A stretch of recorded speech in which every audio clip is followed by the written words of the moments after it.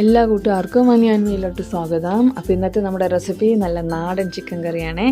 നല്ലതുപോലെ ചീഞ്ചട്ടിയിലൊക്കെ ഇട്ട് വഴറ്റിയ ശേഷം പിന്നീട് കുക്കറിൽ ഒരു 3 വിസിലിന് തയ്യാറാക്കി എടുക്കുന്നതാണ്.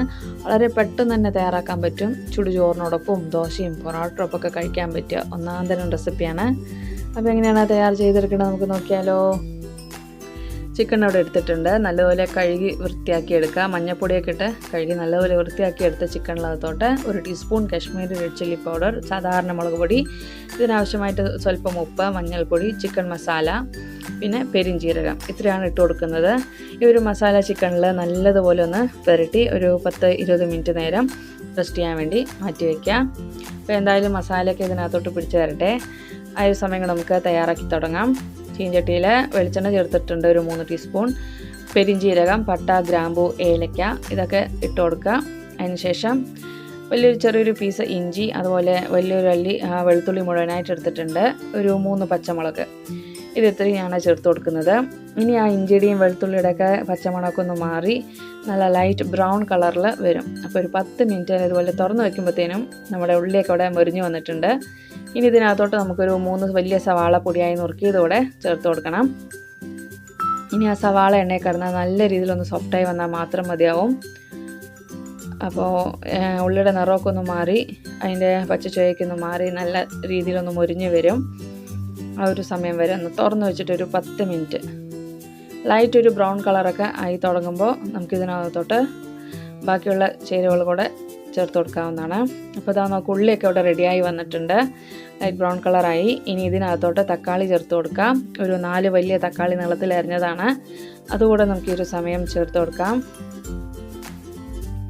തക്കാളിയൊക്കെ എണ്ണയിൽ കിടന്ന് നല്ല രീതിയിൽ സോഫ്റ്റായിട്ട് നന്നായി ഉടഞ്ഞ് വരണം. ആ ഉള്ളിയോടൊക്കെ ഒന്ന് ചേർന്ന് നല്ല പേസ്റ്റ് രൂപത്തിലായി കിട്ടണം. അപ്പോൾ അതുവരെ ഒരു 10 മിനിറ്റ് നേരം ഇതുപോലെ ഒന്ന് തുറന്ന് വെച്ച് നല്ല രീതിയിലൊന്ന് വഴറ്റി കൊടുക്കാം.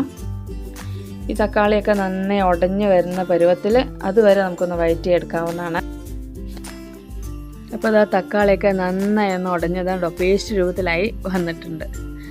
അപ്പോൾ ഇനി ഇതിനകത്തോട്ട് ഒരു തണ്ട് കറിവേപ്പില നമുക്ക് ചേർത്ത് കൊടുക്കാം. അപ്പോൾ നല്ല ഫ്രഷായിട്ട് കുറച്ച് കറിവേപ്പില എടുക്കാം. ഈ ഒരു സമയം കറിവേപ്പിലൂടെ ചേർത്ത് കൊടുക്കുന്നുണ്ട്. ഇനി ഇത് ജസ്റ്റ് ഒന്ന് വഴറ്റി കൊടുക്കാം. ഇനി ഇതിനകത്ത് ആവശ്യമായ പൊടികൾ നമുക്ക് ചേർത്ത് കൊടുക്കാം. അപ്പോൾ മല്ലിപ്പൊടി ഒരു 1.5 ടേബിൾ സ്പൂൺ അളവിൽ മല്ലി, അതുപോലെ Kashmiri red chilli powder 1 teaspoon അളവിൽ ചേർക്കുന്നുണ്ട്. പിന്നെ ഇച്ചിരി ചിക്കൻ മസാല പൗഡർ, അപ്പോൾ ഇത്രയാണ് ചേർത്ത് കൊടുക്കുന്നത്. മല്ലിപ്പൊടി നമ്മൾ ചിക്കനിൽ ചേർത്തിട്ടില്ല. അപ്പോൾ ഈ ഒരു സമയം മസാലയിൽ നല്ല രീതിയിൽ വഴറ്റുക. പിന്നെ ഈ മസാലയ്ക്ക് ആവശ്യമായ അളവിൽ സ്വല്പം ഉപ്പ് കൂടെ ചേർത്ത് കൊടുക്കുക.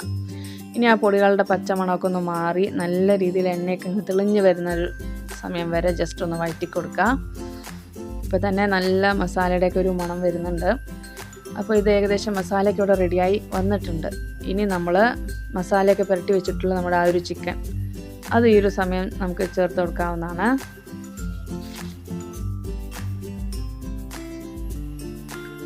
അപ്പോൾ ഇതാ പൊടികളുടെ പച്ചമണമൊക്കെ ഒന്ന് മാറി റെഡിയായി വന്നിട്ടുണ്ട്. അപ്പോൾ ഇനി ഇതിനകത്തോട്ട് നമുക്ക് ഈ ചിക്കൻ കഷ്ണങ്ങൾ ചേർത്ത് കൊടുക്കാം. അപ്പോൾ എന്തായാലും ചിക്കൻ കഷ്ണങ്ങളൊക്കെ നല്ലതുപോലെ ചേർത്ത് മസാല അതിൽ വരുന്ന നല്ല രീതിയിലൊന്ന് ഇളക്കി യോജിപ്പിക്കാം. അപ്പോൾ ഇനി ഇതിന് എന്തായാലും ഞാനൊരു കുക്കറിലോട്ട് മാറ്റാണ്. കുക്കറിലോട്ട് മാറ്റി ഇത് വേവാൻ ആവശ്യത്തിന് 1 ഗ്ലാസ് വെള്ളം കൂടെ ചേർത്ത് ഒരു 3 വിസിലിന് വേവിച്ചെടുക്കാം. അപ്പോൾ കുക്കറിൽ വെക്കണതുകൊണ്ട് തന്നെ വെന്തൊടിയെന്നുള്ള പേടിയൊന്നും വേണ്ട. നല്ല സോഫ്റ്റായിട്ടും ജ്യൂസി ആയിട്ടുള്ള നല്ല ഒന്നാന്തരം കറി ആയിട്ട് തന്നെ നമുക്കിത് കിട്ടും. അപ്പോൾ ചിക്കൻ കഷ്ണങ്ങൾ ചേർത്ത് ഒരു 10 മിനിറ്റ് ഇതുപോലെ ഒന്ന് ഇളക്കി യോജിപ്പിക്കുക. അതിനുശേഷം ഞാൻ കുക്കറിലോട്ട് മാറ്റിയിട്ടുണ്ട്. ഇനി വേവാൻ ആവശ്യത്തിന് സ്വല്പം വെള്ളവും കൂടെ ചേർത്ത് നമുക്ക് മൂടി ഉപയോഗിച്ച് അടച്ച് വെച്ചൊരു 3 വിസിൽ അത്രമാത്രം മതി. പെട്ടെന്ന് തന്നെ റെഡിയായി കിട്ടും. അപ്പോൾ ഇനി വേവിക്കുന്നതിന് മുമ്പായിട്ട് ഇതിന് മുകളിൽ കുറച്ച് മല്ലിയില കൂടെ നമുക്ക് ചേർത്ത് കൊടുക്കാം. അപ്പോൾ വെള്ളം എന്തായാലും ചേർത്തു. ഇനി കുറച്ച് ഫ്രഷായിട്ട് കുറച്ച് മല്ലിയില കൂടെ ചേർത്ത് നമുക്കിനി ഒരു 3 വിസിലിന് ഇത് വാങ്ങാവുന്നതാണ്.